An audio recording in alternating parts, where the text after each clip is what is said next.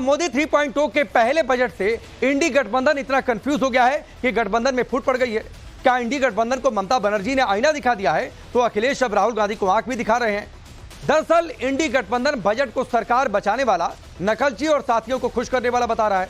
इंडी गठबंधन संसद के अंदर और बाहर विरोध भी कर रहा है। ये तस्वीरें आपके सामने हैं। किस तरीके से तकिया लेकर आज विपक्षी सांसदों ने विरोध प्रदर्शन किया। इसी विरोध में इंडी गठबंधन ने 27 जुलाई को होने वाली नीति आयोग की बैठक का बहिष्कार करने का फैसला भी किया है। कह रहे नीति आयोग हमारी सुन नहीं रहा। मुख्यमंत्री गठबंधन के 4 मुख्यमंत्री बैठक में शामिल नहीं होंगे, ये बात अभी सामने आ गई है। लेकिन ममता बनर्जी नीति आयोग की बैठक में शामिल होंगी, ये दूसरी बड़ी खबर है। वहीं कल खड़गे के घर पर बैठक हुई। बैठक में अखिलेश यादव शामिल नहीं हुए। सवाल उठ रहे हैं कि क्या इंडी गठबंधन में खुद को बड़ा दिखाने की लड़ाई तेज हो गई है। और आपको याद होगा, अखिलेश 2-3 दिन पहले ममता बनर्जी के साथ बंगाल में मंच पर भी थे। आज इसी मुद्दे पर हम डिबेट करेंगे, लेकिन पहले एक रिपोर्ट देखिए। क्या मोदी 3.0 सरकार के पहले बजट के आने के बाद इंडी गठबंधन में फूट पड़ गई है? क्या बजट के बाद इंडी गठबंधन इतना कंफ्यूज हो गया है कि गठबंधन के नेताओं को समझ ही नहीं आ रहा कि क्या किया जाए? बजट को लेकर इंडी गठबंधन की तरफ से अलग अलग बयानबाजी हुई। किसी ने इसे सरकार बचाओ बजट बताया तो किसी ने साथियों को खुश करने वाला बजट कहा। बजट के विरोध में इंडी गठबंधन के लोग संसद के बाहर आज प्रदर्शन कर रहे हैं।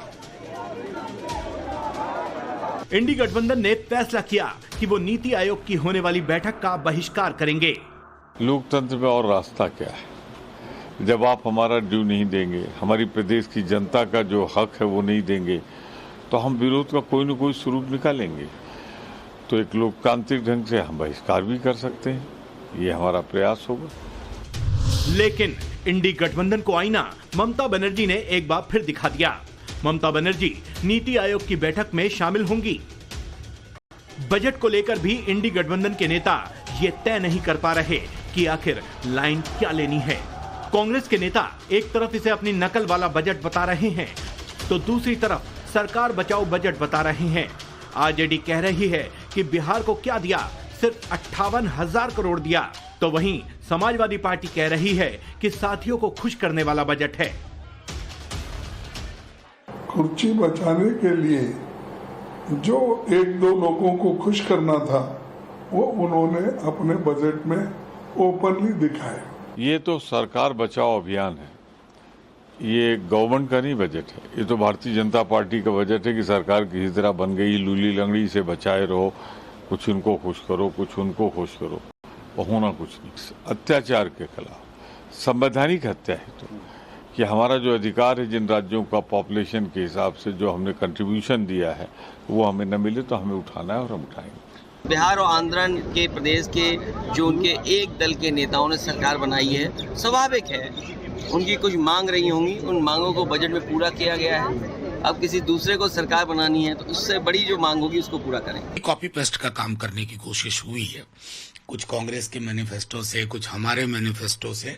तो मैं कहता हूं कि ये भैंस मंगलसूत्र मुजरा वाले डिस्कोर्स के बाद अगर हमें हमारा मैनिफेस्टो आपको अच्छा लगा तो पूरा एक्नॉलेज भी करते। देखिए, बजट तो पहले एक राज्य के लिए बनाया जाता था, गुजरात, अब और 2 राज्य उसमें जुड़ गए हैं। कौन से 2 राज्य सर? और सरकार बचाने के लिए प्रधानमंत्री को ये करना जरूरी है।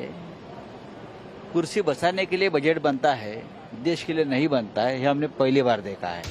इंडी गठबंधन में सिर्फ ममता ही नहीं, अखिलेश भी साफ साफ संदेश दे रहे हैं कि वो राहुल के पिछलगू नहीं हैं। अखिलेश अपनी अलग लाइन लेकर चल रहे हैं। अखिलेश ने कल हुई इंडी गठबंधन की बैठक में हिस्सा भी नहीं लिया, न ही उनका कोई प्रतिनिधि गया। जबकि अखिलेश चंद दिन पहले कोलकाता में ममता बनर्जी से मिलने गए थे। मुंबई में समाजवादी पार्टी ने जीत का शक्ति प्रदर्शन किया। साफ है कि अखिलेश राहुल गांधी और कांग्रेस को आईना दिखा रहे हैं। ऐसे में सवाल है कि क्या मोदी सरकार के तीसरे टर्म के पहले बजट से ही इंडी में फूट बढ़ गई है? सवाल ये भी है कि क्या चुनाव के बाद इंडी गठबंधन के बिखर जाने की पीएम मोदी की बात अब सच साबित हो रही है? सवाल ये भी है कि बिहार और आंध्र के लिए बजट में बहार है, तो क्या नीतीश और नायडू के सेट होने से मोदी की टेंशन खत्म हो गई है? Bureau report, times now, Navbharat. तो चलिए, आपने ये रिपोर्ट देखी और बजट पर एक अलग तरीके का घमासान, विपक्ष अपनी एक अलग तरीके की नैरेटिव सेट करने की कोशिश कर रहा है। लेकिन इस नैरेटिव को सेट करने के चक्कर में वो कंफ्यूज भी दिख रहा है। आपका परिचय आज के मेहमानों से करवाता हूं। राधिका खेड़ा जी भारतीय जनता पार्टी के नेता और प्रवक्ता, प्रभात रंजन जी जेडीयू पार्टी के नेता और प्रवक्ता, बादल देवनाथ जी पॉलिटिकल एनालिस्ट के तौर पर, तारिक खान जी समाजवादी पार्टी के नेता और प्रवक्ता, अजय वर्मा जी कांग्रेस पार्टी के नेता और सुबोध मेहता जी हैं आरजेडी के नेता और प्रवक्ता। आप सभी का बहुत बहुत स्वागत है। मैं शुरुआत अजय वर्मा जी आपसे कर रहा हूं। ये इतना कंफ्यूजन क्यों है? कोई कह रहा है कि भाई हमारे बजट को कॉपी पेस्ट कर दिया, कोई कह रहा है कि 2 राज्यों को ही दे दिया, कोई कह रहा है कुछ किया ही नहीं है, बेकार का बजट है। सर पहले तय कर लीजिए कि लाइन कौन सी लेनी है।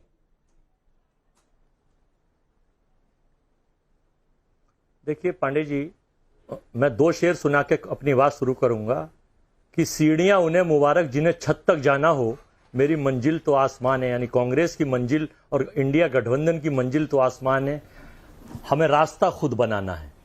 और सुनिए, दूसरा मैं उसके लिए सुनाना चाहता हूं कि मैं आईना हूं दिखाऊंगा दाग चेहरों के, मैं आईना हूं दिखाऊंगा दाग चेहरों के, जिसे पसंद नहीं सामने से हट जाए। तो ये जो सरकार ने कुर्सी बचाओ और कॉपी पेस्ट बजट पेश किया है, पांडे साहब, भारत का मतलब पूरा हिंदुस्तान होता है, पूरा देश होता है, 30 स्टेट होती हैं, टेरिटोरियम होता है। आज़ादी के इतिहास में पहली बार ऐसा हुआ है कि केवल बिहार और आंध्र प्रदेश ही भारत की परिभाषा है, उनको ही मान लिया गया और उनको भी आधा अधूरा उनकी इच्छाओं के खिलाफ उनके मूवमेंट दिया है, केवल उनको भी झुंझुनू। अब अजय वर्मा जी जो 2 शायरियां आपने पढ़ी हैं, मन नहीं कर रहा है कि उस पर मैं कोई साथ दूं, लेकिन एक लाइन मेरी भी सुन लीजिए। तीसरा पॉइंट, जो आईना वाली शायरी आप कर रहे थे ना कि मैं आईना हूं, तो सर आईना हूं सुन लेना, और सच का सच झूठ का झूठ दिखाता हूं, और कई लोगों के चेहरे का सच भी दिखाता हूं, पर्दाफाश भी कर देता हूं, यह भी आईने का काम है। तो पहले आप ये तय कर लीजिए। पहले कह रहे थे भाई कुछ मिला ही नहीं, गजब स्थिति है। पहले आप कह रहे हैं कि बजट को कॉपी पेस्ट कर लिया, हमारी कुछ लाइनें उठा ली। मैं कह तो रहा हूं कि एक लाइन ले लीजिए, आपके बजट से कॉपी पेस्ट किया है, किसी को मिला कुछ नहीं है, सिर्फ बिहार आंध्र प्रदेश को मिला है। कहना क्या चाहते हैं, एक लाइन तय कर लीजिए। आईने में सब सच दिखता है, देश को सच दिख जाए, फिर मैं डिबेट को आगे बढ़ाऊंगा। बड़ी शिद्दत के साथ आगे बताना चाहता हूं, थोड़ा सा समय दीजिए, फिर सबसे पूछिए। देखिए, पहली बार यह हुआ कि 11 के बाद 21 में जनगणना होगी। सरकार ने 10-12 करोड़ लोगों को जनगणना से के बाद जो फूड अधिनियम के तहत 80 करोड़ को जिनको खाना दे रहे हैं, उसमें 10-12 करोड़ हो जाते, तो 24 तक जनगणना नहीं करी और जनगणना के लिए कोई फंड नहीं रखा। और लोगों को उम्मीद थी रक्षा बजट में बढ़ोतरी बहुत बड़ी होगी, 7 पॉइंट कुछ करोड़ बढ़ेंगे, केवल 594 से 6.12 कर दिया। लोगों को उम्मीद थी कि जो 9.2 बेरोजगारी की दर है, बेरोजगारों के लिए मुद्रा लोन तो बढ़ा दिया, जो कि रोजगार की स्थिति में नहीं आता। वो भी आप बैंकों में चले जाओ तो बैंकों में पैसा नहीं मिलता, 100 एप्लीकेशनों में से 3 लोगों को पैसा देता है बैंक, 97 में तो धक्के खाते रहते हैं और वापस नेताओं के पास या आपके पास या पत्रकारों के पास चले आते हैं लोन। नहीं, आप बजट से निकलकर फिर आप कहीं और चले गए। सरकार को मेरा अनुरोध यह है कि आप एक लाइन तय कर लीजिए। सर नई लाइन आपकी दिख रही है, मैं आपकी कई बातों में से एक लाइन उठाता हूं और सुबोध मेहता जी नहीं कह रहे हैं नहीं सर मैं आऊंगा बाकी मेहमानों के साथ आऊंगा, बहुत सारे सवाल हैं और आपके लिए तो बहुत सवाल है। सरकार का जो बजट है ये राष्ट्र विरोधी बजट है। अरे कैसे? तो आपके मैनिफेस्टो राष्ट्र विरोधी है अजय वर्मा, महिला विरोधी आपका मैनिफेस्टो राष्ट्र विरोधी था। अगर उसकी लाइनें उठाई गई है तो केवल ये बड़े आदमियों को बढ़ाने के लिए मैं पूछ रहा हूं अजय वर्मा, आपका मैनिफेस्टो राष्ट्र विरोधी था 24 चुनाव का, अगर उसकी लाइनें कॉपी पेस्ट की गई है तो गरीबों के लिए कुछ नहीं है। मैं पूछ रहा के लिए कुछ नहीं। अरे मैं पूछ रहा हूं अजय वर्मा, आपका मैनिफेस्टो क्या देश विरोधी था? उसको ये 6,000 रुपए देने। मैं पूछ रहा हूं आपका मैनिफेस्टो क्या देश विरोधी था? अगर उसकी लाइनें कॉपी पेस्ट की गई है तो 8,000 रुपए देना चाहते थे भारत के युवाओं को। ये आप मेरे सवाल का जवाब नहीं देंगे। वो मैनिफेस्टो नहीं, आप बजट को देश संविधान विरोधी बता दीजिए। एक और कहिए कि हमारी लाइनें उठा ली गई हैं, तो क्या आपका मैनिफेस्टो देश और संविधान विरोधी है? इस पर आप जवाब नहीं दे रहे हैं। तो हर जगह से सर पतली गली से निकलने वाली आदत छोड़ दीजिए। तो चलिए रुक जाइए सुबोध मेहता जी, अरे रुकिए भाई लोगों को, अजय जी रुकिए, 99% बाकी लोग भी हैं, बाकी मेहमानों को भी बजट 1% पूंजी, अरे बाकी मेहमानों को भी डिबेट के लिए बुलाया है, अकेले आपको नहीं। 1 मिनट रुक जाइए, बाकियों के पास जाने दीजिए। सुबोध मेहता जी, अजय वर्मा इनकी पार्टी आपकी साथी है, कह रही है बिहार आंध्रा को ही दिया, तो सर कम से कम आप लोग विरोध मत करिए।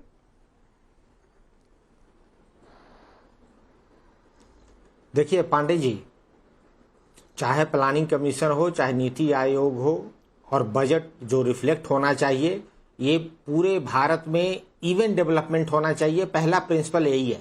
अब ये अनइवन डेवलपमेंट का जो नरेंद्र मोदी जी की जो पिछले 10 सालों में अगर आप देखिएगा तो सेक्टर वाइज भी अनइवन डिस्ट्रीब्यूशन है, और जो फेडरल स्ट्रक्चर है भारत का, उस फेडरल स्ट्रक्चर को कहीं ना कहीं धूमिल पहुंचाने के लिए लगातार इनकी ऐसी पॉलिसी बनती आई है और नियत भी रही है, जिसका रिफ्लेक्शन आज बजट में भी हमें देखने को मिल रहा है। जहां तक आपने बात किया कि बिहार और आंध्र प्रदेश को इन्होंने आगे रखा और बाकी को पीछे रखा, तो ऐसा नहीं, ये बात मैंने जो नहीं है कहा, देखने को आ रही है। सुबोध मेहता जी, ये मैंने नहीं कहा, ये आपके साथी अजय वर्मा ने कहा। तो ये मत कहिए कि जैसा आपने कहा, कहिए जैसा अजय वर्मा ने कहा। आप तो गलत आदमी को कोट मत करिए सर। देखिए, जो डिबेट, देखिए ना, आपका डिबेट का जो टॉपिक ही वही है, आप किसी का नाम क्यों ले रहे हैं? नहीं, अरे अजय वर्मा ने अभी कहा, मैं कहा नाम ले रहा हूं। तमाम नेताओं ने कहा है कि सिर्फ बिहार आंध्र को मिला है। टीएमसी ने तो बकायदा एक पोस्टर निर्मला सीतारमण का लेकर अपने सोशल मीडिया हैंडल पर डाल दिया। भी कहा, लेकिन आपने देखिए आप बोलने तो दीजिए ना। नहीं, मैं बोलने दे रहा हूं सर, टॉपिक भी मैं सिर्फ इतना चाहता हूं कि सही आदमी को कोट करिए। कह रहे हैं हम ये कह रहे हैं, हम सही। आपका टॉपिक क्या है? आपने जो पहला लाइन क्या बोला, आप रिवाइंड कीजिए, सुनिए क्या बोला आपने। आप कंफ्यूजन फैलाकर इस तरीके के एक दूसरे से लड़वा कर आप जो है ओपोजिशन को बांटने की अरे मैं कहां लड़वा रहा हूं सुबोध भाई, मैं कहां लड़वा रहा हूं? अभी थोड़ी देर पहले अजय वर्मा जी ने इस लाइव शो में कहा है कि बिहार आंध्र प्रदेश को ही दिया है, बाकी राज्यों को नहीं दिया है। वर्मा जी को आप इसमें क्यों ला रहे हैं? अरे उन्होंने कहा भाई, इसलिए ला रहा हूं। देखिए, अजय वर्मा जी हमारे जो छवि खराब कराई आपने, ठीक है, लेकिन आप हमें ये बोलिए कि बिहार को भी मिला क्या? मैं देखिए पांडे जी, आप ये बताइए, बिहार को आपने बोला, पर बिहार को मिला क्या? बिहार के नाम लेकर राजनीति मत करिए पांडे जी और भारतीय जनता पार्टी। मैं ये कह रहा हूं, बिहार को कुछ नहीं मिला है। बिहार को आप जो है 59,000 करोड़ की जो बात कह रहे हैं, ऑलरेडी जो प्रोजेक्ट चल रही है, चाहे वो पटना से पूर्णिया की प्रोजेक्ट हो, चाहे वो बुद्धा सर्किट की बात कही हो जो 2021 में टूरिज्म मंत्रालय ने अनाउंस किया था, मनमोहन सिंह ने जो 21,000 करोड़ का जो भागलपुर का प्रोजेक्ट आप कह रहे हैं कि वहां पर बिजली पैदा करेंगे। ठीक, तो इसका मतलब ये है 2014 में। ठीक है सुबोध भाई, ठीक है, इसका मतलब ये है कि अजय वर्मा ने गलत कहा।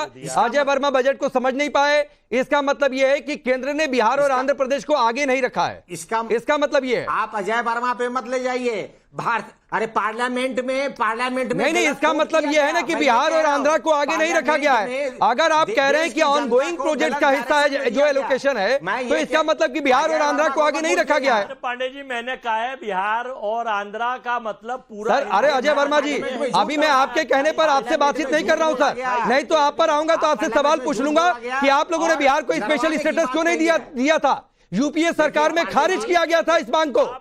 आपने भी खारिज किया था अजय वर्मा, जब आप लोगों की सरकार थी कि नहीं दे सकते हैं, पैरामीटर्स को पूरा नहीं करता है बिहार विशेष राज्य के दर्जे का। पढ़ रहे हैं केवल जो भेज भाजपा के आईटी सेल से। सर ये प्लीज अजय वर्मा, ये बैकग्राउंड कमेंट्री बंद करिए, ये बैकग्राउंड कमेंट्री बंद करिए सर। और ये बार बार आप कह चुके हैं कि किसने भेजा नहीं भेजा। सर आपके हाथ में चिट्ठा किसने भेजा, पहले वो आप देखिए, और वो चिट्ठा जाकर पहले पढ़िए कि यूपीए सरकार ने अपने शासनकाल में बिहार को स्पेशल स्टेटस क्यों मना किया था।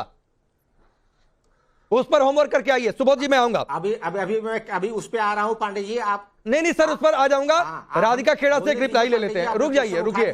आपने कहा कि ऑनगोइंग प्रोजेक्ट्स का हिस्सा है सर, तो उसमें क्रॉस क्वेश्चन ये था जिसका जवाब आपसे बाद में लूंगा कि ऑनगोइंग प्रोजेक्ट्स का अगर हिस्सा है तो ये कहना बंद करिए और सभी विरोधी पार्टी ये कहना बंद करें कि बिहार और आंध्र को आगे रख दिया। राधिका खेड़ा कह रहे हैं कि ऑनगोइंग प्रोजेक्ट का हिस्सा आपने कुछ दिया ही नहीं है। ये 59,000 करोड़ क्या है? कुछ नहीं है।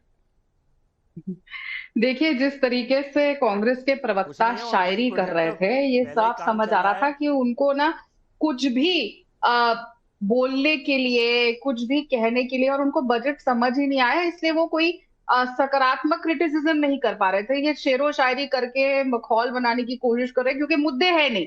लेकिन मैं बोलना चाहूंगी, आपकी शायरी जो है ना, आप लोगों की पार्टी के क्रिटिसिज्म से ज्यादा बेहतर है। आपकी शायरी थोड़ी बेटर है उनसे। लेकिन आते हैं मुद्दों के ऊपर। अब ये जो लगातार सवाल उठ रहे हैं कि हमने बिहार को ये दे दिया, हमने आंध्र प्रदेश को दे दिया, अरे और तेलंगाना को नहीं दिया, बिहार को दे दिया और झारखंड को नहीं दिया। और हमने बाकी स्टेट्स को नहीं दिया। पहली बात तो मैं ये क्लियर कर दूं कि बजट में सबके लिए सब कुछ ना कुछ है। ऐसा नहीं है कि अगर एक स्टेट का नाम नहीं लिया गया तो बजट में जो सारे प्रावधान आए वो सभी स्टेट पे लागू है। दूसरी बात, बिहार में जिस तरीके से नेपाल की वजह से बाढ़ आती है, जिस तरीके से वहां पे इश्यूज आते हैं, तो वहां पे एक स्पेशल चीजों की जरूरत थी जिसको हमने नजरअंदाज नहीं किया, जिस तरीके से पहले की यूपीए सरकारें और कांग्रेस की सरकारें करती आई। बंगाल में हमने देख लिया किस तरीके से दीदी इनका साथ नहीं दे रही, और आपने शुरुआत में जो बात कही, इनका इनसे खुद का घर नहीं संभल रहा, इनकी नजरें। मैं आपके बीच में नहीं बोली थी सर, आप बहुत लंबा बोले हैं, मैं आपके बीच में नहीं बोली। हिमाचल में भी देखिए यही खींच है, यही खींच है। देखिए मैं आपके बीच में नहीं बोली, या आप बोल लीजिए पहले, आप बोल लीजिए, तेलंगाना को क्या दिया, आप बोल लीजिए। अजय वर्मा, अजय वर्मा जी आपने सवाल कर लिया। अरे अजय वर्मा जी आपने सवाल कर लिया, जवाब सुन लीजिए। डिबेट की शुरुआत मैंने आपसे की थी, आरजेडी से की थी, तो बीजेपी से जवाब सुन लीजिए सर। इतनी इंटॉलरेंस अच्छी बात नहीं होती है, जवाब सुन लीजिए प्लीज। राज का खेड़ा को बोलने दीजिए। किताब लेके बैठेंगी तो सर आपकी किताब भी बहुत सच की किताब नहीं है राधिका जी। अजय वर्मा जी आपकी भी किताब बहुत सच की किताब नहीं है। कभी कॉपी पेस्ट बताएंगे, कभी संविधान विरोधी बताएंगे, फिर मैनिफेस्टो संविधान विरोधी है कि नहीं, इस पर चुप हो जाएंगे। बिहार आंध्रा को आगे रखा, लेकिन कह रहे हैं ऑनगोइंग प्रोजेक्ट्स है। तो सर प्लीज रुक जाइए राधिका, नहीं रुक जाइए। गरीबों पर आधारित है, पिछड़ों पर। अजय वर्मा जी प्लीज प्लीज प्लीज सर, संविधान पर आधारित। अजय वर्मा जी मैं आखिरी बार कह रहा हूं सर, प्लीज इस तरीके का इनडिसिप्लिन नहीं अच्छी बात होती। मेरा अनुरोध है राधिका जी, काबिल। हाँ तो अनुरोध है तो जवाब सुनिए। अभी सिर्फ कोई नहीं सुनना चाह रहा आपका अनुरोध, देश भी नहीं सुन रहा आप लोगों को 10 साल से। अभी बोलने दीजिए, ठीक है। अभी सिर्फ राधिका खेड़ा की आवाज ऑन एयर जा रही है।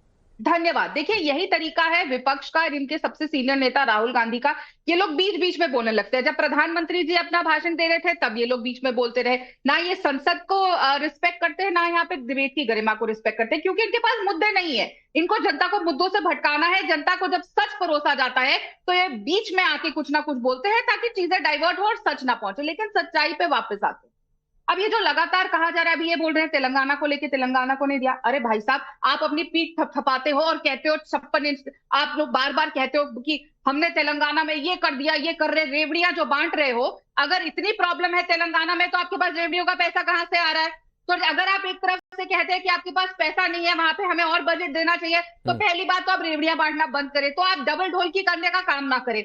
दूसरी बात जो ये लगातार कहा, वो पैसा रेवड़ी नहीं है, वो रेवड़ा है। अच्छा, जब आपका मन करता है तो रेवड़ी हो जाता है, जब मन करता है तो यहाँ पे पैसा नहीं है। तो ये दो डबल राजनीति करनी बंद करिए। जिन प्रदेशों को, आप लोगों को इतनी तकलीफ क्यों हो रही है अगर बिहार आगे बढ़ने के लिए कगार पे आ रहा है? जो बिहार को आप लोगों ने हमेशा पीछे रखने का काम किया, आज अगर हम उसके प्रगति के लिए, उसके प्रोग्रेस के लिए आगे लेकर कदम उठा रहे हैं, तो इतनी तकलीफ क्यों हो रही है लोगों को कि बिहार को दे दिया, क्यों दे दिया? अरे क्यों ना दे, क्यों ना दे आंध्र प्रदेश को, क्यों ना दे?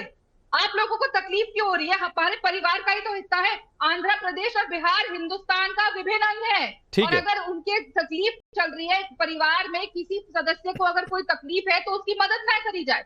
आप लोग इस झूठा नैरेटिव बनाना बंद करिए। ठीक है राधिका जी, मैं आता हूं। ये अजय वर्मा जी ऐसे उंगली उठाकर कुछ नहीं होता है सर। ठीक है, रुक जाइए, अब आगे बढ़ने दीजिए। एक सेकंड दीजिएगा मुझे। हाँ, आप बोलिए, अपनी बात सुन रही थी। हाँ बोलिए। यहाँ पे जो लगातार बोला जा रहा है कि कॉपी पेस्ट है, पहले तो कांग्रेस पार्टी और उनके नेताओं को, राहुल गांधी से लेकर जयराम रमेश से लेकर सुप्रिया श्रीनेट को अप्रेंटिसशिप और इंटर्नशिप के मतलब फर्क नहीं पता, दोनों अलग चीजें हैं। और ये लगातार जो बोल रहे हैं कि कॉपी पेस्ट बजट है, उन्होंने अप्रेंटिसशिप ऑफर करी थी, हमने इंटर्नशिप दी है, दोनों में बहुत अंतर है। दूसरी बात, ये जो लगातार कह रहे हैं कि कॉपी पेस्ट बजट है और बजट खराब है, अरे अगर कॉपी पेस्ट बजट है इसका मतलब जो आप लेकर आए थे वो खराब था, तो आप अपनी ही बात को अपने आप को गलत बताते हैं। ये तो बेवकूफों वाली बातें कर रहे हैं ना। और ठीक है, अब मैं एंजल टैक्स हटाने का आपने कल देखा होगा, जयराम रमेश से लेकर सभी नेताओं ने कहा, चिदम्बरम जी ने कहा कि हमने एंजल टैक्स हटाने के लिए मुहिम चलाई थी। अरे भाई साहब, 2012 में angel tax doctor Manmohan Singh की सरकार में आप लोग लेकर आए, प्रणब मुखर्जी उसको लागू करे। ठीक है, ठीक है राधिका जी मैं आगे बढ़ता हूं। मैं प्रभात रंजन और तारिक खान के पास जाता हूं। पहले तारिक भाई आपसे, ये बड़ा दर्द हो गया, बड़ा गड़बड़ हो गया बजट में, तो इसीलिए शायद वो दर्द ठीक से निकल नहीं पा रहा। कभी कह रहे हैं बिहार को मिला, आंध्रा को मिला, फिर कभी कह रहे हैं कि इधर कुछ नहीं मिला, फिर लग रहा है कि अरे कहां तो बजट से उम्मीद थी कि बिहार को कुछ नहीं मिलता, तो नीतीश बाबू क्या पता छिटक कर आ जाते, कहीं से कोई संभावना बन जाती।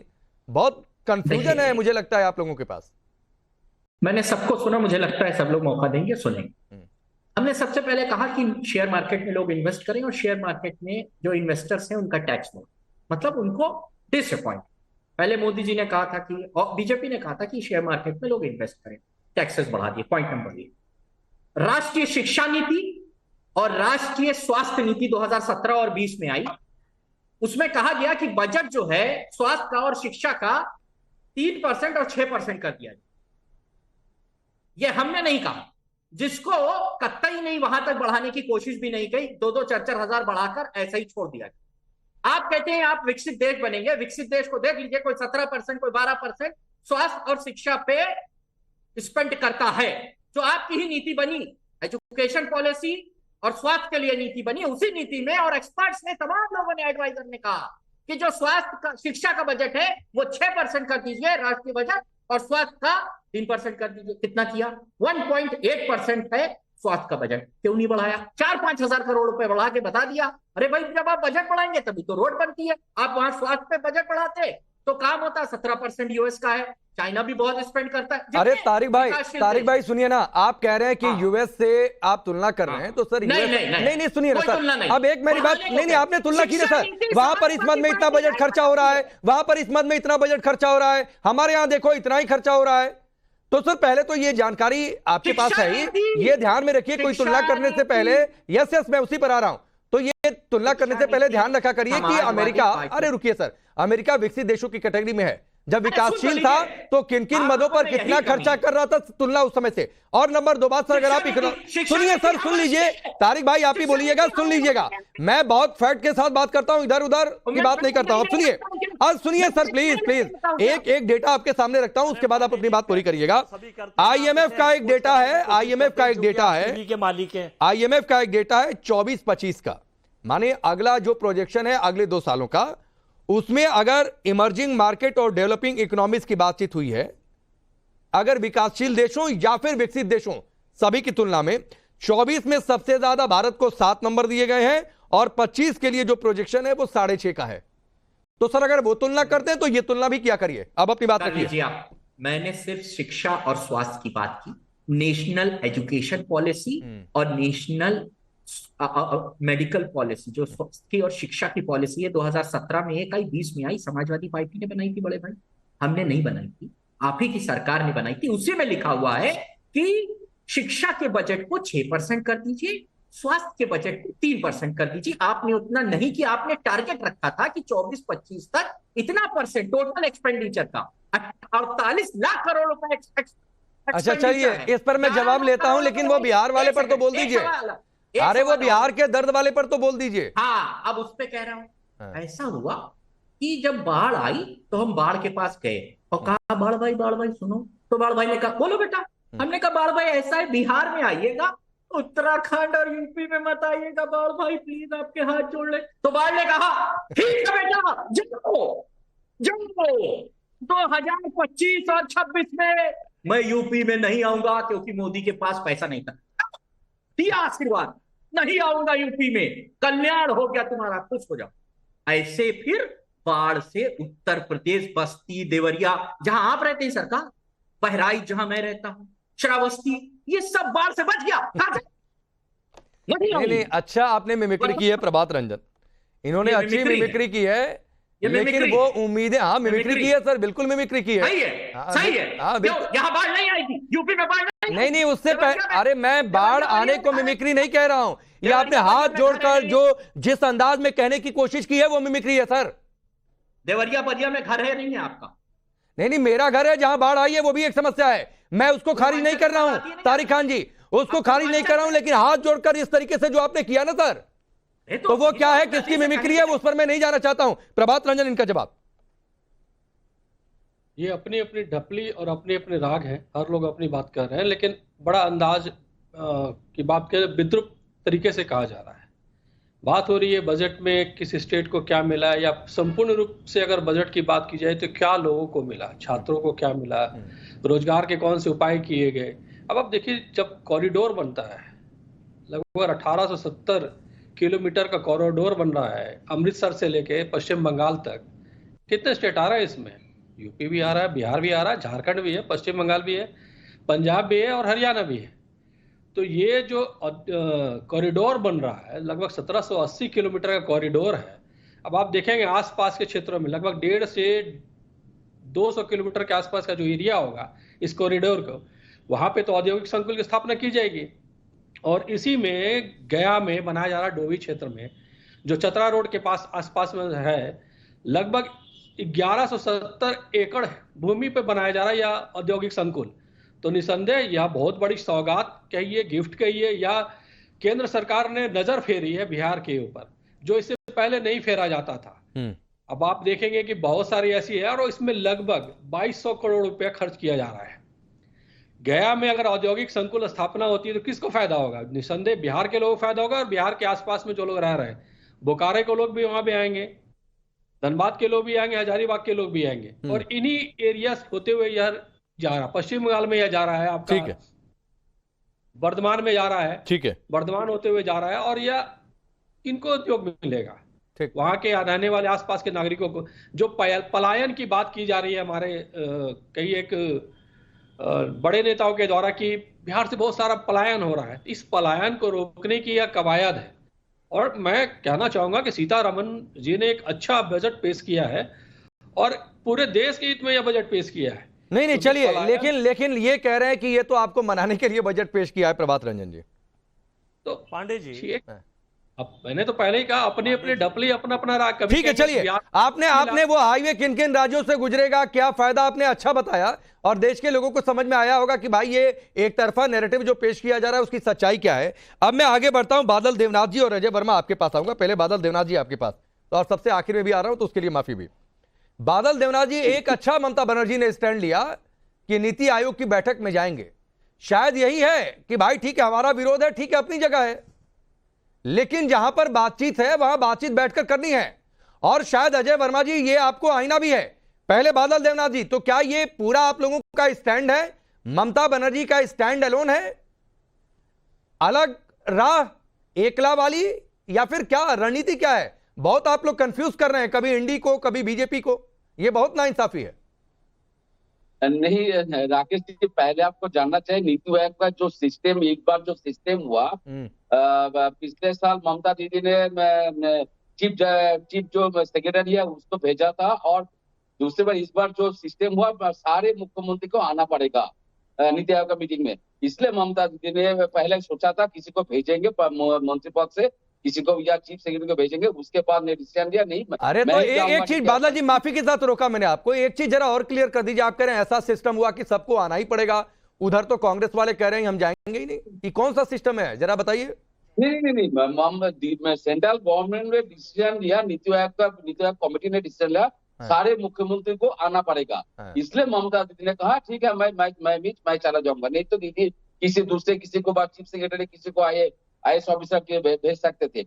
लेकिन जो इसके पहले मैं अपने बजट के आधा घंटा टाइम ले लिया, मुझे 2 मिनट टाइम दे दिए राकेश जी, मैं I am request to you. अरे मैंने पहले ही माफी मांगी है बादल जी आपसे कि सबसे देर में आया आपके पास। हाँ बिल्कुल, मैं पहले कहता हूँ भाजपा के जो प्रवक्ता है उन्होंने बहुत कुछ कहा, बाढ़ के बारे में कहा, बहुत कुछ किया। मैं पहले कह दूं राकेश जी, इस बजट को कुर्सी बचाने के लिए और देश को बचाने के लिए नहीं, कुर्सी बचाने के पहला नंबर। दूसरा पॉइंट है, आप महंगाई के बारे में कुछ सोचा है? देश के लोग आलू खाएंगे कि चावल खाएंगे, गेहूं खाएंगे, ये सब छोड़ के सोना चांदी खाएंगे। मैं आपको रिक्वेस्ट करना अमित शाह निर्मला जी के, देश के लोग क्या खाएंगे? देश के बेरोजगार के बारे में निर्मला सीतारमण जी, मोदी जी, अमित शाह जी ने कुछ सोचा है? नौकरी, इस बजट से कोई नौकरी, हजारों करोड़ लोगों को नौकरी मिलेगा, रोजगार मिलेगा? नहीं, कुछ नहीं है। लेकिन इस बजट के बारे में जैसे आंध्र प्रदेश को दे दिया, बिहार को दे दिया, ठीक है कोई बात नहीं, ममता दीदी ने कहा दे सकते, कोई भी राज्य को दे, आपने 2 राज्यों को 1 राज्य देश है। लेकिन दूसरा जो राज्य है, दूसरा जो केंद्र शासित अंचल है, उसके बारे में आप लोगों ने सोचा नहीं है। तीसरा, बाढ़ के बारे में मैं एक लाइन कहना चाहता हूँ राकेश जी, बंगाल में जो बंगोपसागर है उसके आसपास जो जिला है, दक्षिण 24 परगना, कलकत्ता, हुगली, हावड़ा, नॉर्थ 24 परगना जो जिला है, आप बताइए तो हर साल तूफान आती है, और तूफान में कितना नुकसान होता है। सेंट्रल गवर्नमेंट ने 2014 से 2024 तक 1 पैसा दिया, और नीति आयोग में क्यों जाएगी ममता बनर्जी? 1,71,000 रुपया दी हुआ है, वो GST के कारण दी हुआ है, आवास योजना के कारण दी हुआ है, और 100 दिनों का काम नहीं ठीक है, और जाना भी चाहिए। जो ड्यू है उसकी मांग करने के लिए आमने सामने बैठकर बातचीत करनी चाहिए। ये स्टैंड बहुत सही भी है बादल देवनाथ जी, मैं इसकी तारीफ भी कर रहा हूं, लेकिन आपने जो कहा उसका रिप्लाई ले लेता हूं, फिर अजय वर्मा जी आपके पास आऊंगा। ठीक है, पहले राधिका खेड़ा जी ये कह रहे हैं लोग सोना चांदी खाएंगे कि आलू चावल खाएंगे, भाई जरा इनको जवाब दीजिए। देखिए, पहले तो मैं ममता जी का स्टैंड जो है पार्टी का कि वो मीटिंग अटेंड करेंगी, उसको वेलकम करना चाहूंगी, क्योंकि यही हमारे डेमोक्रेसी में होना चाहिए कि सबको मीटिंग अटेंड करनी चाहिए। सर लगातार आप बोर्ड लेके खड़े हो जाए और लगातार आप बॉयकॉट गैंग बन जाए, वो बॉयकॉट गैंग का हिस्सा नहीं बन रही, ये बहुत ही कमेंडेबल है। यहाँ पे समाजवादी पार्टी के प्रवक्ता ये कह रहे थे कि बीजेपी की सरकार ने यूपी की बाढ़ को अनदेखा कर दिया, बिहार की चिंता करी है। ये पूरी तरह से राजनीतिक से प्रेरित है और निराधार है। हम जब आप देखेंगे, अगर जब समाजवादी पार्टी सत्ता में थी तो उन्होंने यूपी के लिए क्या किया? उनके कार्यकाल में चाहे बाढ़ प्रबंधन हो या राहत का नाम हो, उस पर केवल दिखावा ही किया गया। तो आज ये जो सवाल उठा रहे हैं, ये सवाल उठाने के लायक नहीं है। बीजेपी सरकार ने हर राज्य की जरूरत, तो आप बीच में मैं आपके नहीं बोली थी जब आप झूठ बोल रहे थे। सर मुझे कंप्लीट करने दीजिए। बादल जी जवाब ले लीजिए, लोग आलू खाएंगे कि सोना खाएंगे, उस पर एक जवाब ले लीजिए, नहीं तो पता नहीं क्या क्या बयान रहे हैं। 1 मिनट रुक जाइए। ठीक है बादल जी, आपकी बातों का जवाब ले रहा हूँ, एक बार जवाब सुन लीजिए सर, फिर आगे बढ़िए। बीजेपी सरकार ने हर राज्य की जरूरतों को हिसाब से योजनाएं बनाई हैं और हर संकट में वहां की जनता के साथ हम खड़े रहेंगे। बिहार की बाढ़ हो या समस्याएं हो, और उनका समाधान करना हमारी प्राथमिकता है, लेकिन इसका मतलब ये बिल्कुल नहीं है। बादल जी सुनिए, इस तरीके से ना आपकी आवाज जाएगी ना मेरी जाएगी। बादल जी प्लीज, लेट मी कंप्लीट। बादल जी लेट मी कंप्लीट। बादल जी आप जो बीच में बोल के खिलाने की कोशिश कर रहे हैं,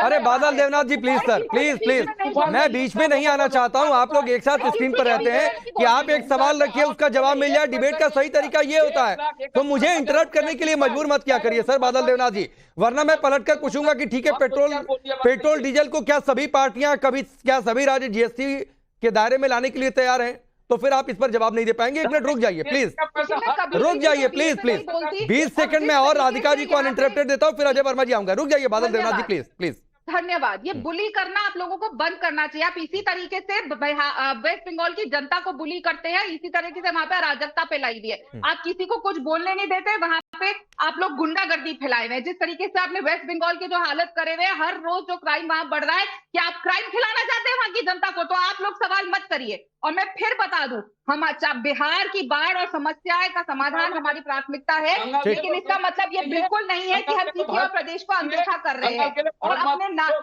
बाढ़ में मदद, मैं अब एक सवाल का जवाब दे दूं, क्योंकि यहाँ पे लगातार शायरी हो रही है। ये कंटिन्यूस बोलेंगे बादल जी, मेरे को 20 सेकंड भी नहीं बोलने देते हैं। ये देखिए, ये गलत तरीका है, ये बहुत गलत तरीका है चिल्लाने का। इनको पानी दीजिए या इनकी आवाज म्यूट करिए। मैं एक बार भी अनइंटरप्टेड नहीं बोल पाई और मैं किसी के बीच में नहीं बोली। 1 मिनट। अच्छा 10 सेकंड और पीसीआर सिर्फ राधिका जी की आवाज होने और जाएगी 10 सेकंड से। पांडे जी बोलिए। बहुत देर हो गई। हाँ मैं आ रहा हूँ अजय जी, रुक जाइए सर, आप ये मत कहिए, आप ही से शुरू किया था। यहाँ पे क्योंकि लगातार शायरी हो रही है, तो मैं इनको एक बार शायरी में ही जवाब दे दूं। बाढ़ में मदद का सवाल उठाते हो, बाढ़ में मदद का सवाल उठाते हो, खुद की नाकामी छुपाते हो, असल मुद्दों पर बात नहीं, इसीलिए बस बेबुनियाद आरोप लगाते हो। देश की प्रगति के आड़े मत आइए, साथ मिलके सवाल, अगर आपको कुछ चीजें आप लेकर आइए, क्यों भाग रहे हैं मीटिंग से? अगर आपकी चीजें बेबुनियाद नहीं है और आपके पास असल मुद्दे हैं, तो मीटिंग को ज्वाइन करिए और अपनी डिमांड आगे रखिए। आप लोग क्यों राजनीति कर रहे हैं? ठीक है, चलिए अब अजय वर्मा जी का समय शुरू होता है। अजय वर्मा जी, एक चीज बड़ी अच्छी है, साथ मिलकर आइए, जिस लाइन को छोड़ा राधिका खेड़ा जी ने, तो भाई कुछ सीख लीजिए ममता बनर्जी से कि चलकर मिल बैठकर बातचीत करेंगे। और फैसला लिया गया है कि इस बार तो सीएम को ही आना है, तो मतलब आपको फिर आपके लिए संघ का कोई मतलब नहीं रह जाता है। पांडे जी, आपने, आपके चैनल ने और देश में सरकार ने, मेरी आवाज आ रही है? आवाज नहीं आ रही है। हेलो, बोलिए बोलिए, आवाज आ रही है आपकी। पांडे जी नहीं आ रही ना उनकी आवाज। मैं ये कह रहा हूं कि देश में आपके चैनल ने, आपकी सरकार ने बजट को पेश करा, कल पूरे देश को बता दिया, रिपीट करके उसको सारे बीजेपी के नेता, पार्टी के नेता, बीजेपी के प्रवक्ता और आप बता रहे हैं। जो कमियां हैं उन पे जवाब नहीं दे रहे। मैंने पूछा कि जो 21 से लेकर आज तक जनगणना नहीं हुई है, आर्थिक जनगणना नहीं हुई है, उसके लिए बजट में कोई एलोकेशन फंड नहीं किया गया, जिससे लोग 10-12 करोड़ लोग अनाज से वंचित। अब मैं जो आपसे पूछ रहा हूं आप उस पर जवाब नहीं दे रहे हैं। मैंने आपसे पूछा ममता बनर्जी जो आप कहते हैं कि आपके साथ हिमाचल को वो नीति आयोग की बैठक में जा रहे हैं, तो आपकी पार्टी के जो मुख्यमंत्री हैं वो क्यों नहीं जा रहे हैं? तो इस पर आप जवाब देना नहीं चाहते हैं। आप जवाब देना नहीं चाहते हैं कि कॉपी पेस्ट है कि बिहार आंध्रा वाला बजट है, आप इस पर जवाब नहीं देना चाहते हैं।